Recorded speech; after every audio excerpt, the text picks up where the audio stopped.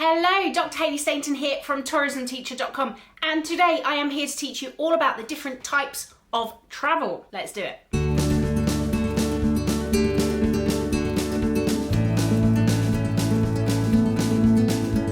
There are 5 major types of travel: leisure, corporate, specialist, visiting friends and relatives, and day trips.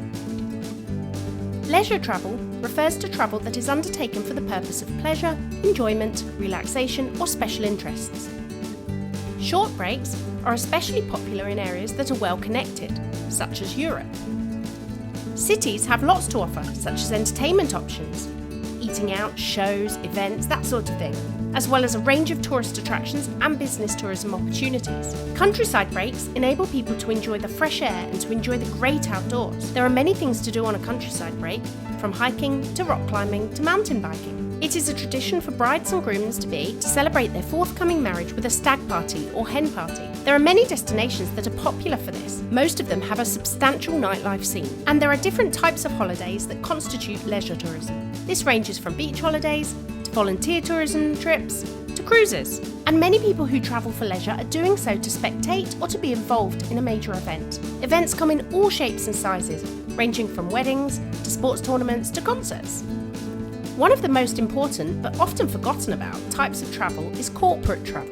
Corporate travel, also referred to as business tourism, is travel that is associated with work. MICE stands for meetings, incentives, conferences, and exhibitions. These are 4 important areas of the corporate travel market. Many people will travel to attend meetings, although with the growth of software programs such as Zoom, travel for meetings has decreased significantly. Incentive travel is travel which is given as a reward for good performance at work, and conferences and exhibitions are an important tool for sharing ideas and networking. Training courses are, and will continue to be, essential to the successful operations of a company. Staff need to be trained for the position that they will be working in, and they need to be regularly upskilled. Corporate travel can also consist of temporary work contracts. This is when a person is required to work in a location outside of their home environment for a specified period of time.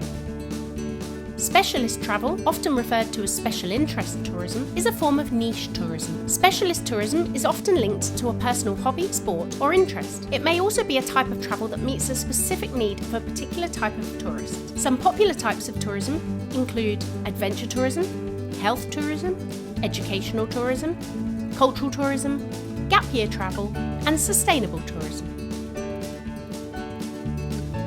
Visiting friends and relatives, known as VFR, is one of the biggest market segments in travel and tourism, and it is one of the most important types of travel. People regularly travel all around the world to visit their friends and their relatives. Another important type of travel is day trips. Day trippers are a valuable contribution to the tourism economy. Many people will choose to take a day trip to visit a tourist attraction, to go shopping, to attend an event, to visit the countryside, or to take part in various activities. As you can see, all of these types of travel provide important contributions to the wider tourism industry. If you did enjoy that video, I have another one that I'm sure you will like just as much. It's just here.